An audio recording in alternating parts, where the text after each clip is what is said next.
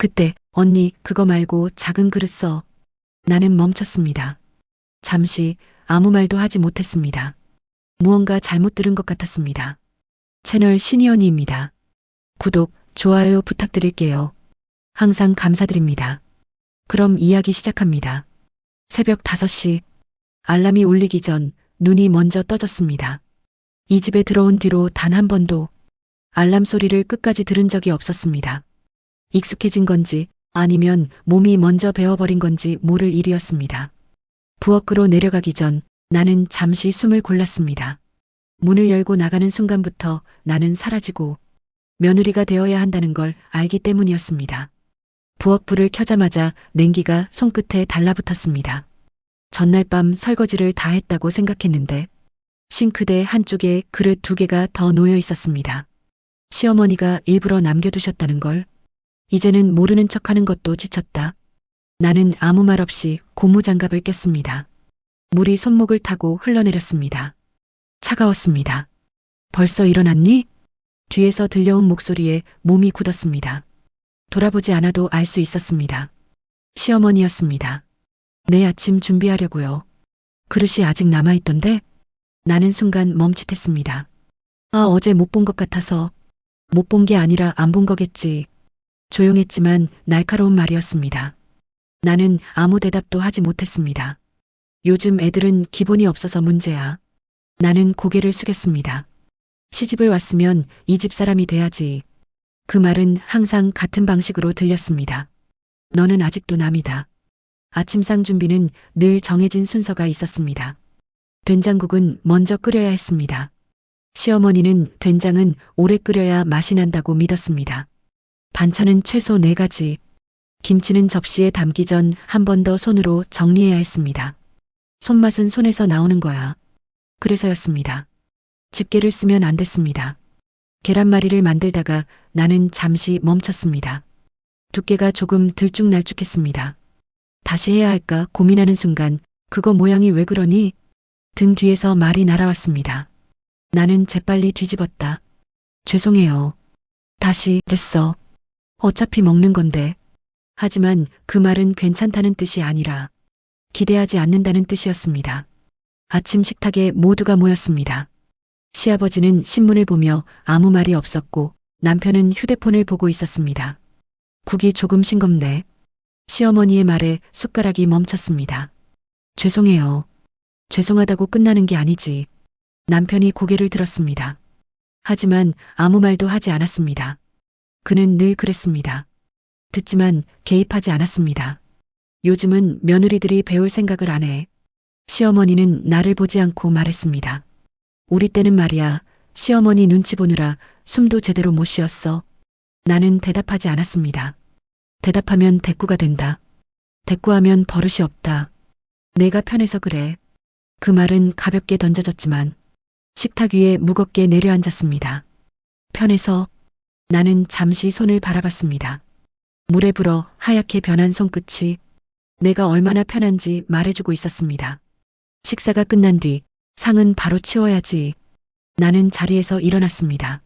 남편은 이미 방으로 들어가 있었습니다. 설거지를 하며 나는 물소리를 크게 틀었습니다. 그래야 생각이 들리지 않으니까. 그래야 마음이 말하지 않으니까. 얘야. 나는 물을 잠갔습니다. 네. 오늘 친척들 온다. 순간 심장이 내려앉았다. 몇 시에? 점심쯤. 준비해야 할 게 머릿속을 스쳐 지나갔습니다. 전, 잡채, 갈비찜. 아침부터 서둘러야겠네. 그 말은 부탁이 아니었습니다. 지시였습니다. 시어머니는 내 옆에 서서 냉장고를 열었습니다. 고기 해동은 왜 안 해놨어? 나는 입을 열지 못했습니다. 말하지 않았으니까. 하지만 그 말은 할 수 없었습니다. 미리 생각을 해야지. 나는 고개를 숙였습니다. 죄송해요. 또 죄송하대. 짧은 웃음이 들렸습니다. 며느리는 집안의 얼굴이야. 그 말은 언제나 무서웠습니다. 나는 얼굴이 아니라 사람인데. 오전 내내 나는 부엌에서 움직였습니다. 손이 멈추면 안 된다는 걸 알았습니다. 멈추면 시선이 따라왔습니다. 시선은 곧 말이 된다. 말은 결국 평가가 된다. 파는 그렇게 썰면 안 돼. 뒤에서 손이 내 손을 덮었습니다. 얇게. 나는 다시 썰었습니다. 잡채는 기름을 아끼지 말아야 해. 나는 기름을 더 부었습니다. 저는 동그랗게. 나는 모양을 다시 만들었습니다. 시간이 지나갈수록 나는 점점 작아졌습니다. 내 손이 아닌 누군가의 손처럼 움직였습니다. 점심이 가까워질 무렵 나는 잠시 허리를 폈습니다. 그 순간이었습니다. 지금 쉴 때니? 나는 다시 고개를 숙였습니다. 며느리는 바쁜 게 정상이지. 그 말에 나는 아무 말도 할 수 없었습니다. 현관문이 열리는 소리가 들렸습니다. 친척들이 도착했습니다. 나는 손을 닦고 나갔습니다. 어머, 며느리네. 웃으며 인사를 건넸지만 그들의 시선은 평가처럼 느껴졌습니다. 살림 잘하나? 시어머니가 대답했습니다. 아직 배워야지. 나는 습관처럼 웃었습니다. 식탁이 차려졌습니다. 요즘 며느리들은 이런 거 못한다던데. 나는 조용히 서 있었습니다. 우리 집 며느리는 아직 부족해. 그 말은 농담처럼 들렸지만 나는 웃지 못했습니다. 그래도 착해. 그 말은 칭찬이 아니라 쓸모 있다는 뜻처럼 들렸습니다. 식사가 끝나고 나는 다시 부엌으로 들어갔습니다. 설거지를 하며 나는 문득 생각했습니다. 나는 언제 이 집 사람이 될까? 아니, 될 수 있기는 할까? 싱크대 위로 물이 흘렀습니다. 그 위로 내 마음도 같이 흘러내리는 것 같았습니다. 그리고 그때는 몰랐습니다. 이 모든 시간이 단순한 시집살이가 아니라 누군가의 오래된 상처 위에 세워진 반복이라는 걸. 친척들이 돌아간 뒤에도 집안의 공기는 쉽게 가라앉지 않았습니다. 거실에는 아직도 사람들의 체온이 남아있는 듯했고 식탁 위에는 말들이 지나간 자리가 어딘가 묵직하게 내려앉아 있었습니다. 웃음이 있었던 자리였지만 편안함은 남아있지 않았습니다. 마치 시험이 끝난 뒤 채점만 남겨둔 교실처럼 조용했습니다. 설거지를 마친 뒤 나는 싱크대에 손을 얹고 잠시 서 있었습니다. 허리가 묵직하게 당겼습니다. 그때 오늘 갈비찜. 뒤에서 시어머니의 목소리가 들렸습니다. 나는 몸을 바로 세웠습니다. 네. 간이 조금 셌어. 짧은 말이었지만 그 안에는 평가가 담겨 있었습니다. 나는 곧바로 고개를 숙였습니다. 죄송합니다. 죄송하다고 끝나는 게 아니야. 나는 아무 말도 하지 못했습니다. 다음엔 덜 넣으면 되는 게 아니라 처음부터 맞춰야지. 그 말은 단순한 요리에 대한 이야기가 아니었습니다. 처음부터. 나는 속으로 그 말을 되뇌었습니다. 이 집에서는 처음부터 잘해야 하는 존재였습니다. 며느리는 계속해서 배우는 거야. 시어머니는 냉장고 문을 닫으며 말씀하셨습니다. 한번 말했으면 기억해야 하고. 나는 고개를 끄덕였습니다. 하지만 이 집의 기준은 말로 설명되지 않는 경우가 더 많았습니다. 그리고 잠시 침묵이 흘렀습니다. 손님들 앞에서는 말을 좀 줄이는 게 좋겠어. 나는 고개를 들었습니다. 제가 말을 많이 했나요? 나설 필요는 없잖아. 그 말은 부드러웠지만 선을 긋고 있었습니다. 집안의 중심은 어른이지. 나는 아무 말도 하지 못했습니다. 며느리는 분위기를 따라가는 거야. 그 말은 역할을 알려주는 것 같았지만 사실은 자리를 정해주는 말이었습니다. 그날 밤 방으로 돌아왔을 때 남편은 침대에 누워 있었습니다. 휴대폰 화면이 얼굴을 희미하게 비추고 있었습니다. 나는 잠시 망설이다가 말했습니다. 오늘 어머님이 제가 말을 많이 한다고 하셨어요. 남편은 화면에서 눈을 떼지 않은 채 말했습니다. 그냥 맞춰드려. 짧은 말이었습니다. 나는 더 말을 이어가지 않았습니다. 맞춘다는 말은 곧 나를 줄이는 일이었기 때문입니다. 다음 날 아침, 식탁 위에는 작은 종이 한 장이 놓여 있었습니다. 나는 그 앞에 멈춰 섰습니다. 단정한 글씨로 적혀 있었습니다. 오늘 할 일, 이불 털기, 장보기, 장독대 정리, 찬장 정돈, 김치통 세척. 나는 종이를 한참 바라봤습니다. 말이 아니라 글로 주어졌다는 사실이 낯설었습니다. 지시가 아니라 기록처럼 느껴졌습니다. 보이지? 뒤에서 시어머니의 목소리가 들렸습니다. 네. 요즘은 말로 하면 금방 잊어버리더라.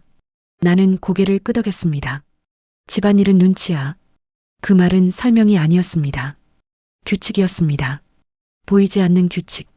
이불을 털고 장보기를 마치고 장독대로 향했습니다. 햇볕이 강했습니다. 뚜껑을 하나씩 들어닫기 시작했습니다. 잠시 허리를 펴려던 순간 안쪽도 해야 해. 나는 몸을 다시 숙였습니다.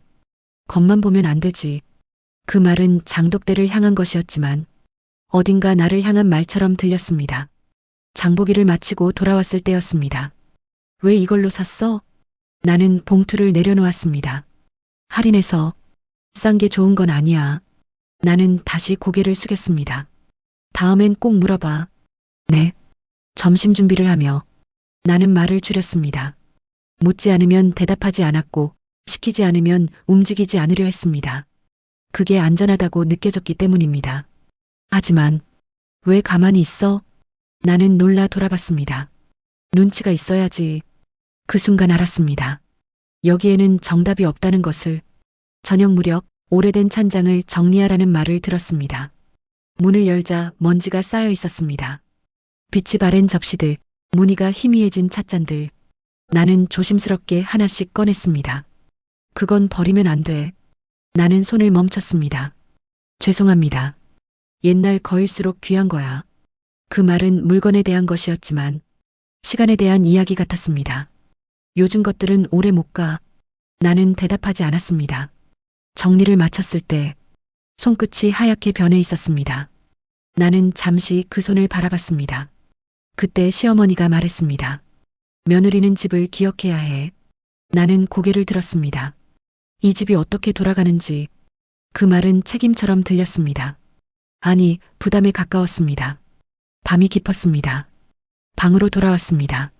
남편은 여전히 말이 없었습니다. 불을 끄고 누웠지만 쉽게 잠이 오지 않았습니다. 오늘 하루 동안 나는 몇 번이나 죄송합니다를 말했을까요? 세어보려다 그만두었습니다. 대신 떠오른 생각은 하나였습니다. 이 집에는 규칙이 있습니다. 하지만 그 규칙은 아무도 설명해주지 않습니다. 그리고 그 규칙을 모르는 사람은 늘 틀린 사람이 됩니다. 며칠이 지나자 나는 집안의 시간에 맞춰 움직이고 있었습니다. 눈을 뜨면 해야 할 일이 떠올랐고 손을 멈추면 다음 일이 기다리고 있었습니다. 시간은 분명 흘러가고 있었지만 어딘가 멈춰 있는 느낌이었습니다. 바깥의 시간과 이 집의 시간이 서로 다른 속도로 흐르는 것 같았습니다. 어느 날 아침 휴대폰 진동이 울렸습니다. 식탁을 닦던 손이 멈췄습니다. 화면에는 오랜만에 보는 이름이 떠 있었습니다. 대학 동기였습니다. 나는 잠시 망설이다가 전화를 받았습니다. 잘 지내? 익숙한 목소리였습니다.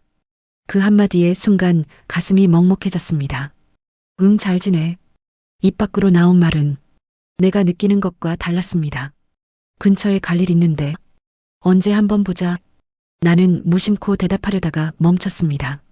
부엌에서 들려오는 발소리 때문이었습니다. 나는 목소리를 낮췄습니다. 요즘 좀 바빠서. 그래도 잠깐 얼굴만. 다음에 보자. 나는 전화를 끊었습니다. 끊고 나니 이상하게 손끝이 차가웠습니다. 마치 무언가를 놓쳐버린 것처럼. 누구였어? 뒤에서 시어머니의 목소리가 들렸습니다. 나는 돌아섰습니다. 친구요. 친구를 그렇게 자주 만나? 나는 대답하지 못했습니다. 결혼했으면 관계도 달라지는 거야. 나는 고개를 숙였습니다. 이제 내 중심은 여기가 되어야지. 그 말은 밖이 아니라 아니라는 방향을 정해주는 말이었습니다. 그날 이후로 나는 먼저 연락을 하지 않게 되었습니다. 메시지를 써놓고 지우는 일이 늘어났습니다. 답장은 늦어졌고 약속은 자연스럽게 미뤄졌습니다. 며칠 후 엄마에게서 전화가 왔습니다. 나는 휴대폰을 바라보다가 방으로 들어가 받았습니다. 밥은 잘 먹니? 익숙한 목소리였습니다. 네. 얼굴 본 지 오래됐다. 나는 잠시 침묵했습니다. 언제 한번 내려와. 나는 말하려다가 멈췄습니다. 요즘은 좀 바쁘니? 그 질문에 대답이 늦어졌습니다. 나는 정말 바쁜 걸까요? 아니면 움직일 수 없는 걸까요? 다음에 갈게요. 전화를 끊고 나오자 시어머니가 거실에 앉아 계셨습니다. 친정이야? 나는 멈췄습니다. 네. 자주 가면 정이 흩어져. 그 말은 조용했지만 단정적이었습니다. 며느리는 시댁에 뿌리를 내려야지. 나는 아무 말도 하지 못했습니다. 며칠 뒤 집 앞에 택배가 도착했습니다. 친구가 보낸 작은 선물이었습니다. 나는 포장을 뜯다가 멈췄습니다. 뭐니 그건? 나는 돌아섰습니다. 친구가 이런 건 필요 없어. 나는 상자를 다시 내려다봤습니다. 괜히 마음만 흔들려.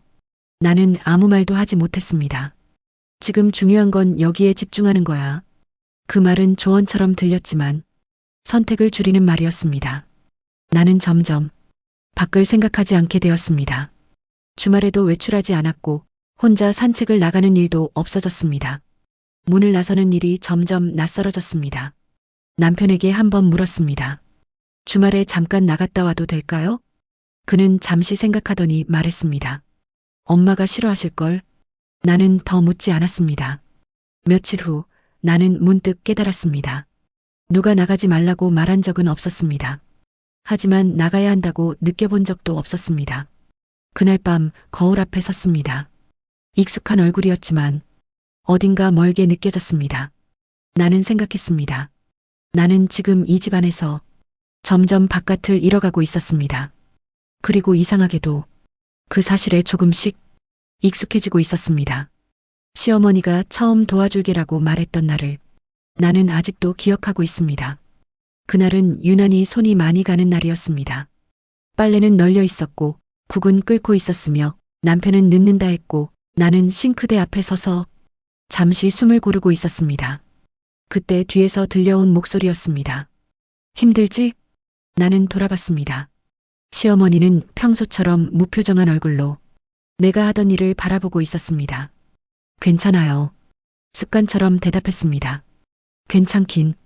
시어머니는 천천히 다가오더니 행주를 집어들었습니다. 이건 내가 할게. 나는 순간 멈췄습니다. 아니에요. 제가 괜찮아.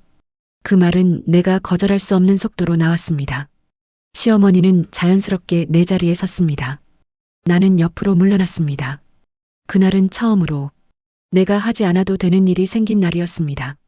싱크대 앞에 서 있지 않아도 되었고 설거지 소리를 듣지 않아도 되었으며 잠깐 소파에 앉을 수 있었습니다.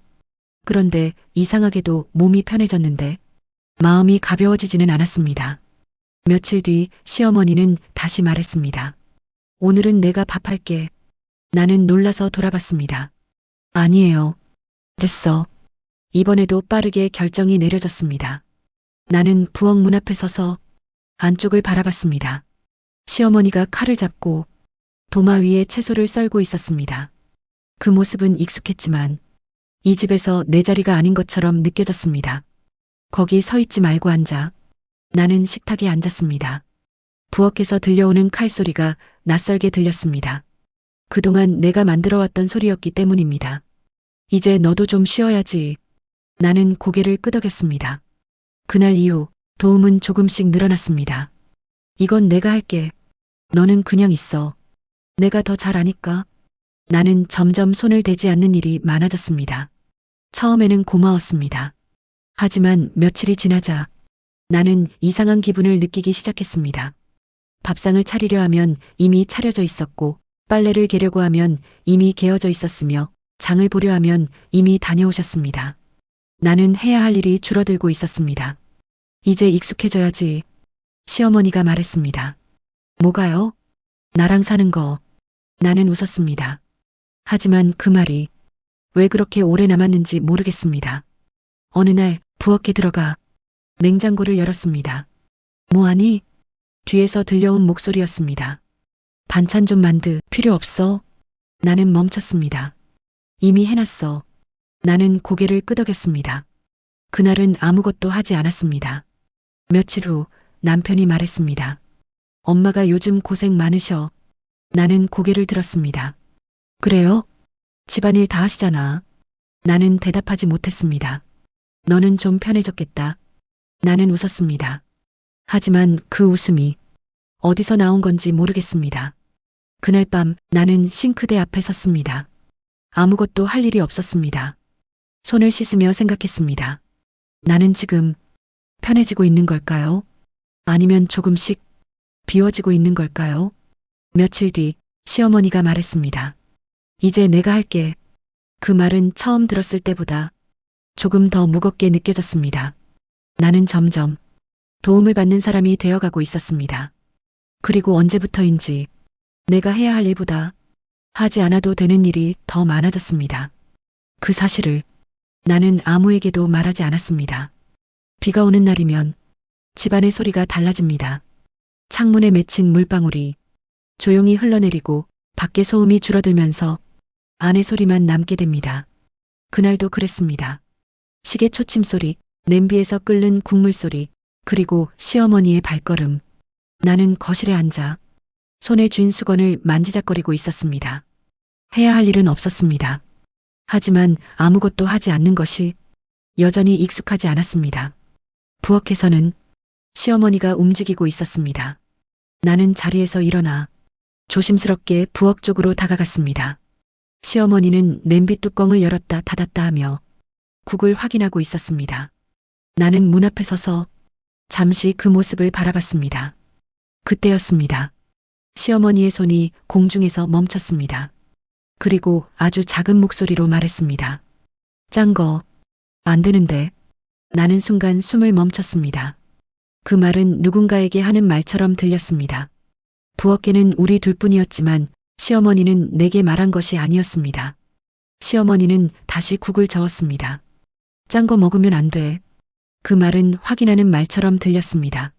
마치 이미 여러 번 같은 말을 해본 사람처럼 그날 저녁 밥을 먹던 중이었습니다. 남편이 반찬을 집어들었습니다. 이거 맛있네. 그가 웃으며 말했습니다. 시어머니는 그 모습을 바라보다가 젓가락을 멈췄습니다. 많이 먹지 마. 남편이 웃었습니다. 엄마, 나애 아니야. 시어머니는 잠시 말을 멈췄습니다. 그리고 천천히 말했습니다. 그래도 그 뒤의 말은 끝까지 나오지 않았습니다. 나는 그 순간 시어머니의 눈을 보았습니다. 그 눈에는 단순한 잔소리가 아니라 어딘가 확인하려는 조급함이 있었습니다. 며칠 뒤 비슷한 장면이 또 있었습니다. 남편이 출근 준비를 하며 약 봉지를 가방에 넣고 있었습니다. 시어머니는 그 봉지를 유심히 바라봤습니다. 먹었어? 응. 시간 맞춰 먹어야 해. 남편은 웃으며 대수롭지 않게 말했습니다. 괜찮아. 시어머니는 그 말을 듣고 잠시 멈췄습니다. 그리고 아주 작게 말했습니다. 괜찮아야지. 그 말은 누군가를 설득하는 말처럼 들렸습니다. 나는 그날 이후 시어머니를 다르게 보기 시작했습니다. 부엌에서 간을 볼 때마다 시어머니는 한 번 더 맛을 보았습니다. 밥을 차릴 때마다 남편의 그릇을 먼저 확인했습니다. 약 봉지를 2번 접어 정리했고 남편이 늦게 들어오면 거실 불을 켜둔 채 기다렸습니다.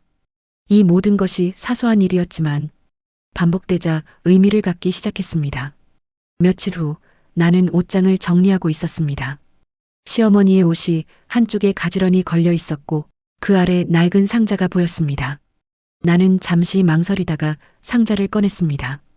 뚜껑을 열자 오래된 약 봉투들이 차곡차곡 들어 있었습니다. 날짜가 적혀 있었고 대부분 10수년 전 것이었습니다.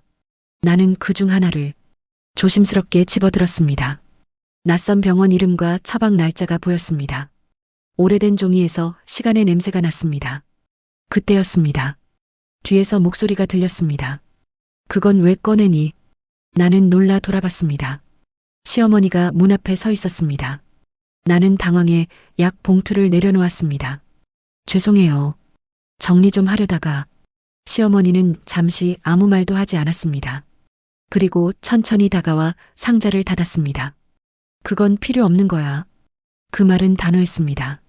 나는 고개를 끄덕였습니다. 하지만 시어머니의 손이 상자 위에서 잠시 떨리는 것을 나는 보았습니다. 그날 밤 나는 쉽게 잠들지 못했습니다. 머릿속에는 그 말이 맴돌았습니다. 괜찮아야지. 그 말은 지금의 남편에게 한 말이 아니라 어딘가 과거의 누군가에게 한 말처럼 들렸습니다. 도대체 무슨 일이 있었던 걸까요? 왜 이렇게까지 확인하려 하는 걸까요? 그 이유가 밝혀진다면 지금까지의 모든 행동이 다르게 보이게 될까요? 아니면 더 무겁게 느껴지게 될까요? 그날은 특별한 일이 없는 날이었습니다. 그래서 더 선명하게 남았습니다. 남편은 평소보다 늦게 퇴근한다고 했고 집안은 조용했습니다. 나는 저녁 준비를 하다가 문득 생각했습니다. 오늘은 내가 해도 되겠다고 오랜만에 손을 움직이고 싶었습니다. 냄비에 물을 올리고 채소를 씻고 칼을 잡았습니다.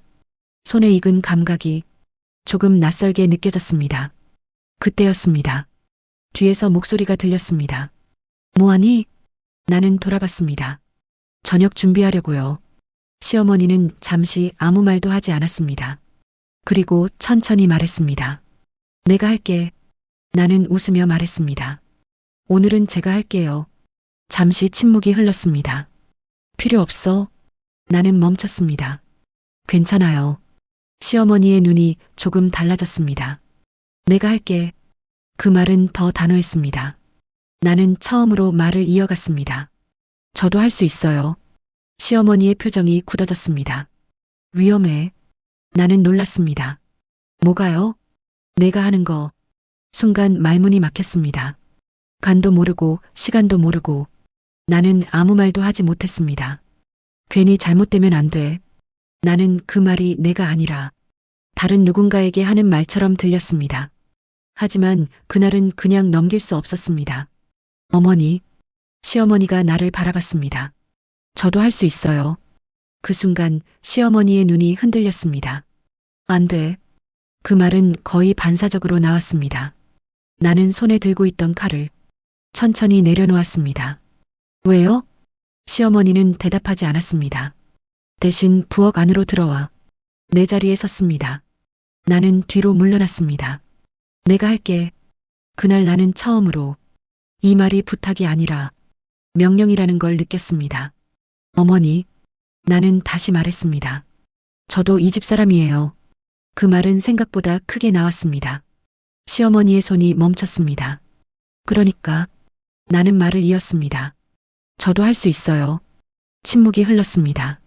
시어머니는 나를 바라봤습니다. 그 눈에는 화도 슬픔도 아니면 다른 무언가가 있었습니다. 그리고 처음으로 목소리가 높아졌습니다. 안 된다니까? 나는 놀라서 움찔했습니다. 괜히 또 그 말은 끝나지 않았습니다.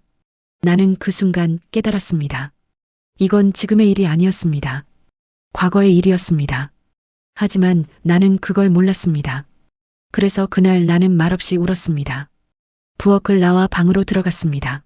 문을 닫고 한참 동안 아무것도 하지 않았습니다. 정말이지 이 집에서 나는 도대체 어떤 사람이 되어가고 있는 걸까요? 숨이 막히는 것 같았습니다. 부엌에서 나와 방으로 들어온 뒤에도 손끝의 떨림이 멈추지 않았습니다. 울음은 이미 멎었는데 몸은 아직 울고 있는 것 같았습니다. 나는 침대 가장자리에 앉아 손을 내려다봤습니다. 아무것도 하지 않은 손, 하지만 혼이 난 사람의 손처럼 힘이 빠져 있었습니다. 문 밖에서는 냄비가 끓는 소리가 들렸습니다. 뚜껑이 살짝 들렸다 닫히는 소리, 국물이 넘치지 않도록 불을 줄이는 소리, 국자를 그릇에 부딪히는 소리, 평소와 같은 소리였습니다. 하지만 오늘은 그 소리가 유난히 멀게 들렸습니다. 마치 내가 이 집안에 있지 않은 것처럼. 잠시 후 시어머니의 발걸음 소리가 들렸습니다. 방 앞에서 멈췄다가 그대로 지나갔습니다. 노크는 없었습니다. 나는 그게 더 편했지만 이상하게도 마음이 더 무거워졌습니다. 저녁 식사는 조용했습니다. 남편은 늦는다 했기에 식탁에는 우리 둘뿐이었습니다. 시어머니는 아무 일도 없었다는 듯 밥을 담았습니다. 나는 조심스럽게 자리에 앉았습니다. 국을 떠주셨지만 눈은 마주치지 않았습니다. 먹어. 짧은 말이었습니다. 나는 고개를 끄덕였습니다. 숟가락을 들었지만 손이 쉽게 움직이지 않았습니다. 국은 익숙한 맛이었습니다. 짠 것도 싱거운 것도 아닌 늘 먹던 그 맛. 그런데도 목으로 잘 넘어가지 않았습니다. 식으면 맛없어. 나는 급히 한 숟갈을 더 떴습니다. 식탁 위에는 말 대신 소리만 있었습니다. 숟가락이 그릇에 닿는 소리, 젓가락이 접시에 부딪히는 소리, 그리고 가끔 들리는 시어머니의 숨소리. 나는 문득 느꼈습니다. 시어머니가 나를 보고 있지 않다는 것을. 대신 내 앞에 놓인 밥그릇을 보고 있었습니다. 마치 그 안에 무언가가 있는 것처럼. 식사가 끝난 뒤 나는 자리에서 일어나려 했습니다. 그때였습니다. 그냥 둬. 나는 멈췄습니다. 내가 할게. 나는 잠시 서 있다가 다시 앉았습니다. 이제는 이 말이 낯설지 않았습니다. 하지만 오늘은 조금 다르게 들렸습니다. 부엌으로 들어가는 시어머니의 등을 나는 가만히 바라봤습니다. 어깨가 예전보다 작아 보였습니다. 설거지 소리가 시작됐습니다. 물 흐르는 소리, 접시가 부딪히는 소리. 나는 그 소리를 듣다가 문득 자리에서 일어났습니다. 부엌 문 앞까지 갔습니다. 시어머니는 아무 말 없이 설거지를 하고 있었습니다. 나는 조심스럽게 말했습니다. 도와드릴게요. 시어머니의 손이 멈췄습니다. 그리고 천천히 고개를 저었습니다. 필요 없어. 그 말은 여전히 단호했지만 어딘가 힘이 빠져 있었습니다. 나는 문 앞에 서 있었습니다. 돌아가야 한다는 걸 알면서도 발이 떨어지지 않았습니다. 그때였습니다. 시어머니가 갑자기 문을 잠갔습니다. 부엌이 조용해졌습니다. 그리고 아주 작은 목소리로 말했습니다. 괜히 또. 나는 숨을 멈췄습니다. 하지만 이번에도 끝까지 이어지지 않았습니다. 시어머니는 다시 물을 틀었습니다. 그날 밤 나는 쉽게 잠들지 못했습니다. 방 안은 어두웠지만 집은 아직 깨어 있는 것 같았습니다. 거실에서 TV 소리가 아주 작게 들렸습니다. 시어머니가 혼자 보고 있는 것 같았습니다. 나는 문을 열지 않았습니다. 대신 가만히 누워 천장을 바라봤습니다. 머릿속에는 한 가지 장면이 계속 떠올랐습니다. 부엌에서 위험해 라고 말하던 시어머니의 얼굴. 그 표정은 화를 내는 사람의 것이 아니었습니다. 두려워하는 사람의 것이었습니다. 나는 그 사실을 지금에서야 깨닫고 있었습니다. 며칠 뒤 아침 식사를 준비하던 중이었습니다. 나는 식탁 위에 놓인 남편의 약 봉지를 보았습니다. 평소처럼 2번 접혀 있었습니다. 그리고 그 옆에는 물컵이 놓여 있었습니다. 아직 식사도 시작하지 않았는데 그때 시어머니가 말했습니다. 먹여야 해. 나는 고개를 들었습니다. 시어머니는 약 봉지를 보고 있었습니다. 안 그러면 잊어버려. 그 말은 습관처럼 나온 말이 아니었습니다. 확신처럼 들렸습니다. 나는 조심스럽게 물었습니다. 남편이요? 시어머니는 잠시 나를 보았습니다. 그리고 아주 짧게 말했습니다. 그래. 하지만 그 눈은 지금의 남편을 보고 있는 눈이 아니었습니다. 나는 아무 말도 하지 않았습니다. 대신 약 봉지를 바라봤습니다. 그 작은 종이 안에 이 집의 시간이 들어있는 것처럼 느껴졌습니다. 그리고 그 순간 나는 처음으로 생각했습니다. 시어머니가 지키고 있는 건 이 집의 규칙이 아니라 누군가의 생존 방식일지도 모른다고. 아침은 평소와 다르지 않았습니다. 식탁 위에는 밥과 국이 놓였고 창문 사이로 들어온 햇빛이 탁자 위를 조용히 비추고 있었습니다. 나는 밥을 푸고 있었습니다. 숟가락이 밥솥 안쪽을 긁는 소리가 유난히 크게 들렸습니다. 그때 언니 그거 말고 작은 그릇 써. 나는 멈췄습니다. 숟가락이 밥솥 안에서 멈춰 있었습니다. 잠시 아무 말도 하지 못했습니다. 무언가 잘못 들은 것 같았습니다. 나는 천천히 고개를 들었습니다. 시어머니는 식탁 쪽을 보고 있었습니다. 나를 보고 있지 않았습니다. 나는 조심스럽게 물었습니다. 어머니? 시어머니는 그제야 나를 보았습니다. 그리고 잠깐 멈췄습니다. 왜? 나는 대답하지 못했습니다. 방금 들은 말을 입 밖으로 꺼낼 수 없었습니다. 그 말이 정말 존재했는지조차 확신할 수 없었기 때문입니다. 나는 다시 밥을 펐습니다. 작은 그릇에 담았습니다. 손이 조금 떨리고 있었습니다. 식사는 조용히 이어졌습니다. 시어머니는 아무 말도 하지 않았고 나는 아무것도 묻지 않았습니다. 하지만 머릿속에서는 방금 그 말이 계속 맴돌고 있었습니다. 언니라는 호칭은 이 집에서 존재할 수 없는 말이었습니다. 점심 무렵이었습니다. 나는 거실에서 빨래를 개고 있었습니다. 수건을 반으로 접고 다시 반으로 접었습니다. 그때 언니 그건 그렇게 접는 거 아니야. 나는 손을 멈췄습니다. 이번에는 분명했습니다. 나는 고개를 들었습니다. 시어머니는 내가 아닌 수건을 보고 있었습니다. 나는 아무 말도 하지 않았습니다. 대신 수건을 다시 펼쳤습니다. 어떻게 해야 하는지 몰랐지만 그냥 다시 접었습니다. 시어머니는 그 모습을 잠시 보다가 아주 작게 말했습니다. 그래. 마치 확인하듯이. 나는 아무것도 묻지 않았습니다. 묻는 순간 무언가가 무너질 것 같았기 때문입니다. 오후가 지나고 나는 부엌에서 채소를 씻고 있었습니다. 손에 닿는 물이 차가웠습니다. 그때 언니 칼 조심해. 나는 천천히 돌아봤습니다. 시어머니는 부엌 입구에 서 있었습니다. 나를 보고 있었습니다. 하지만 나를 보고 있는 눈이 아니었습니다. 나는 말했습니다. 어머니.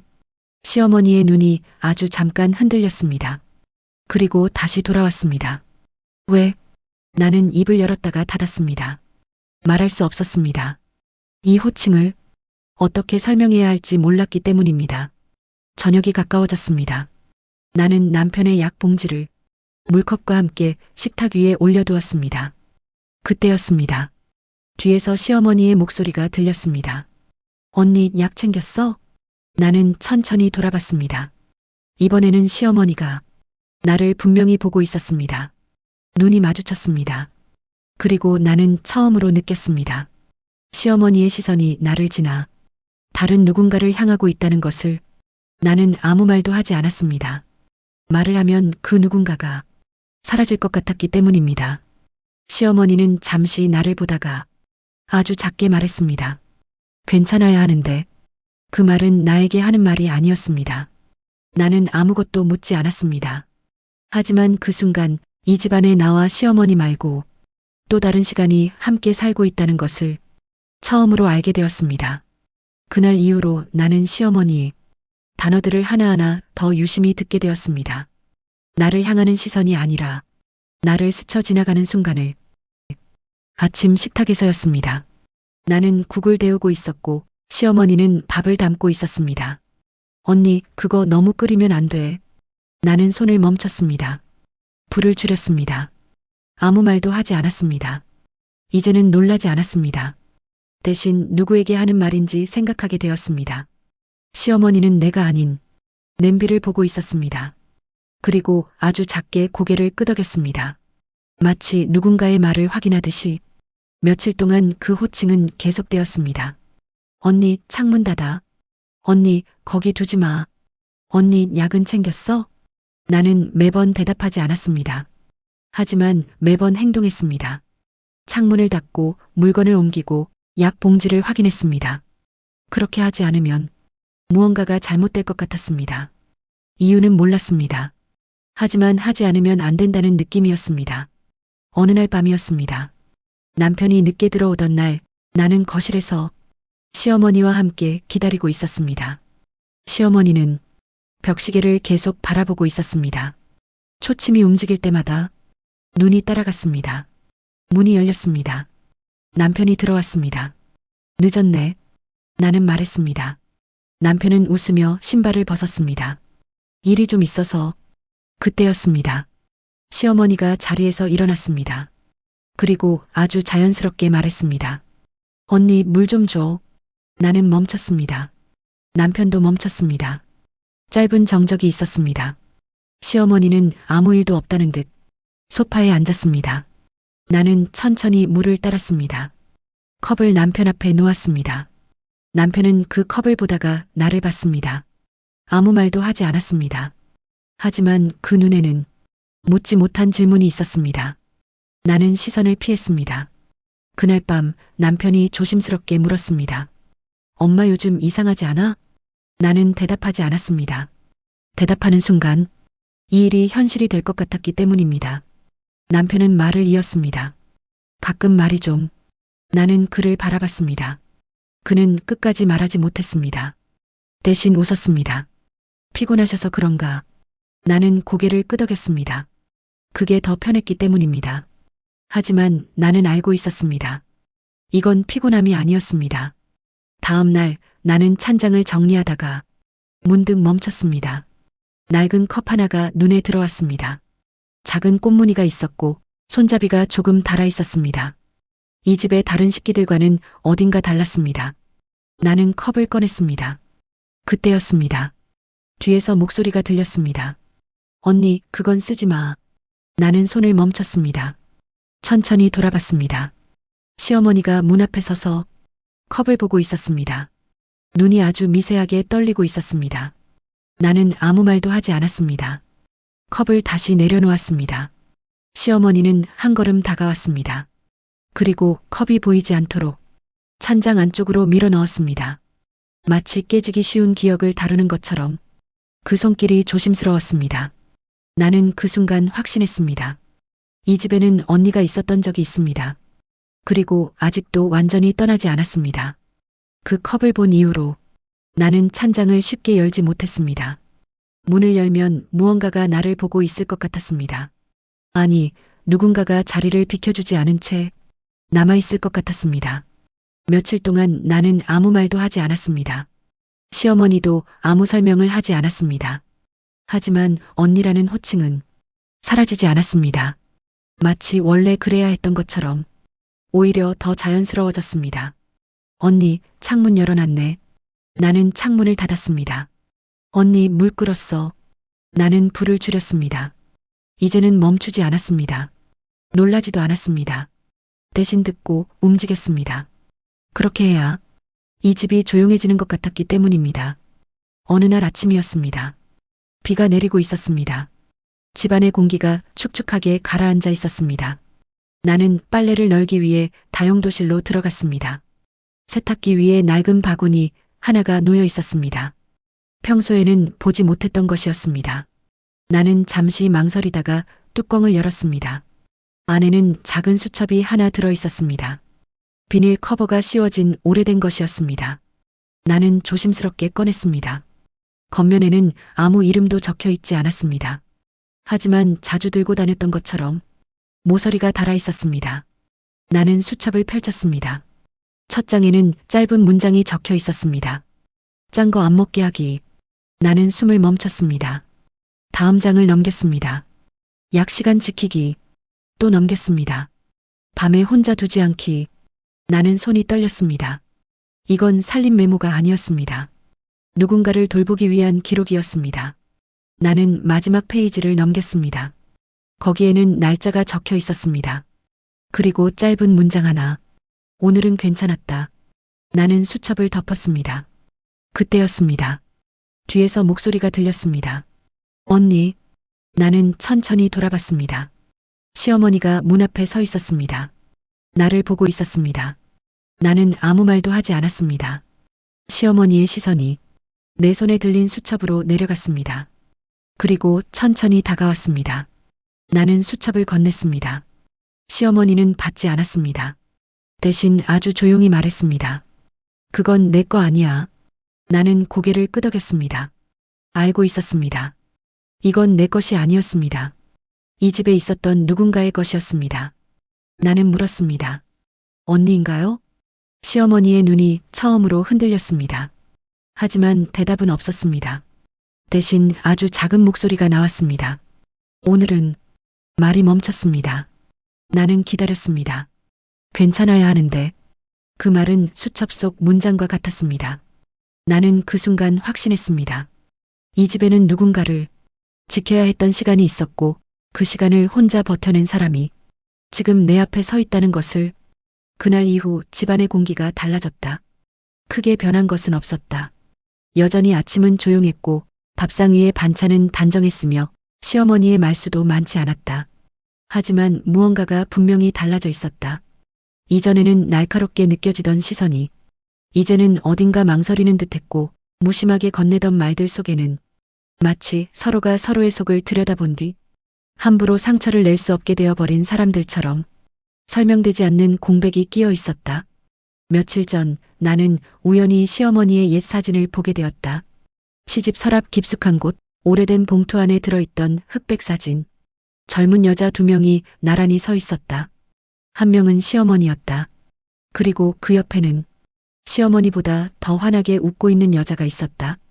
닮아 있었다. 눈매도 입술도. 하지만 사진 속 시어머니는 웃고 있지 않았다. 옆에 선 여자를 바라보는 눈빛은 마치 보호해야 할 사람을 바라보는 것처럼 보였다. 나는 그날 밤 시어머니의 이야기를 처음 들었다. 나한테는 언니가 있었어. 그녀는 처음으로 스스로 이야기를 꺼냈다. 나보다 3살 많은 언니였는데 말끝이 잠시 멈췄다. 내가 몸이 약했어. 그래서 언니가 나 대신 맞았지. 나는 아무 말도 하지 못했다. 어머니가 화를 나면 나는 숨었어.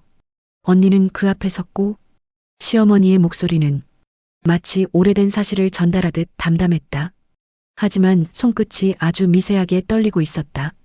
그녀는 더 이상 설명하지 않았지만 나는 알 수 있었다.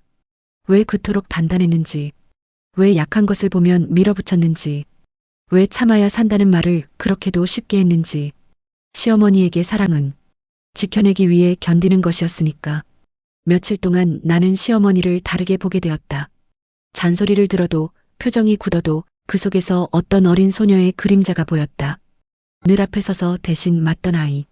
이 집에서 누군가를 지키는 역할을 해온 사람은 예전에 언니가 그랬던 것처럼 시어머니였다는 것을 나는 문득 깨달았다. 그리고 지금까지 시어머니가 나를 지키는 방식이 상처였다는 것도. 그날 밤 나는 부엌에서 물을 마시다 거실에 앉아 있는 시어머니를 보았다. 불을 켜지 않은 채 어둠 속에 앉아 있었다. 나는 잠시 망설이다가 그 옆에 앉았다. 아무 말도 하지 않았다. 시어머니도 말하지 않았다. 하지만 이상하게 그 침묵이 불편하지 않았다. 힘드셨죠? 내가 먼저 입을 열었다. 그녀는 대답하지 않았다. 혼자서 다 버티느라 시어머니의 어깨가 아주 조금 움직였다. 그것이 대답이라는 걸 나는 알 수 있었다.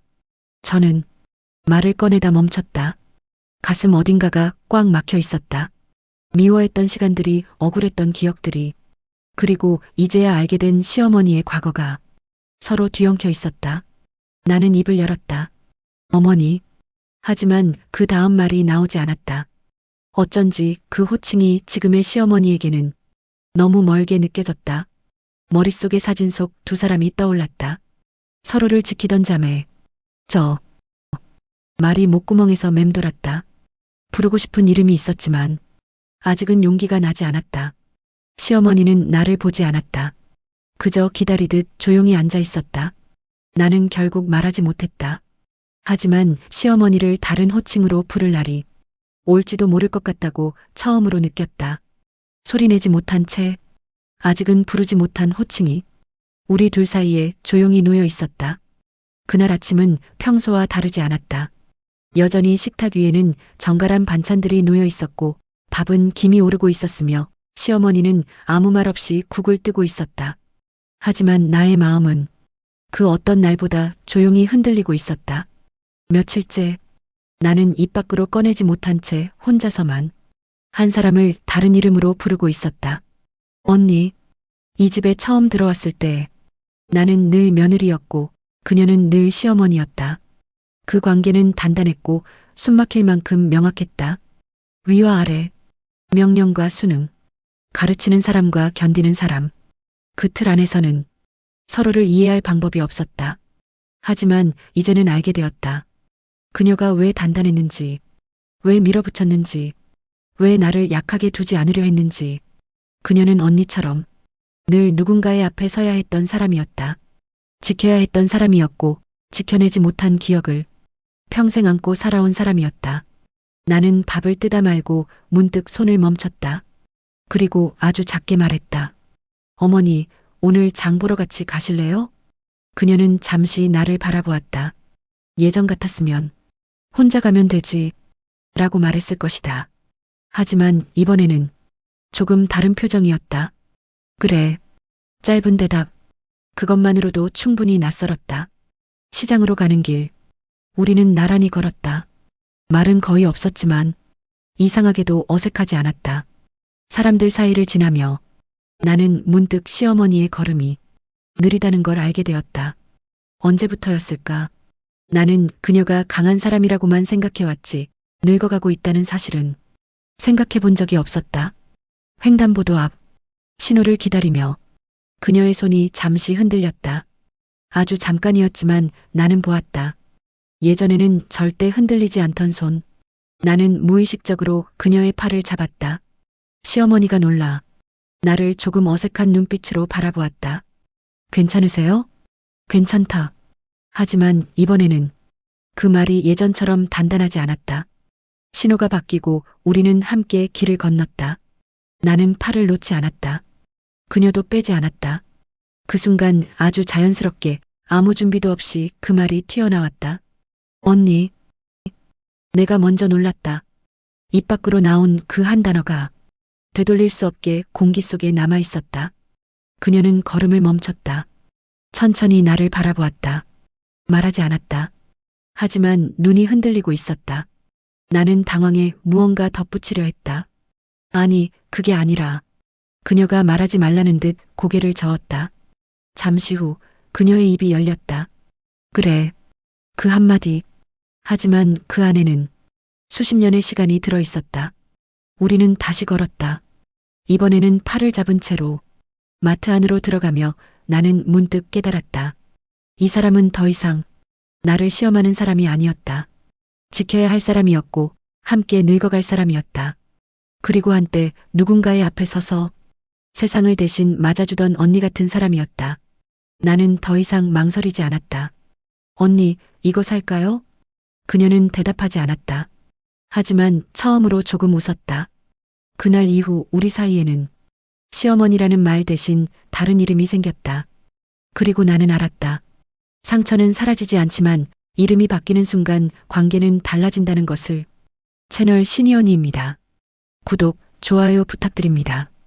끝까지 시청해주셔서 감사합니다. 이 이야기가 오늘 밤 당신 마음을 조금은 덜 시끄럽게 만들었기를 바랍니다.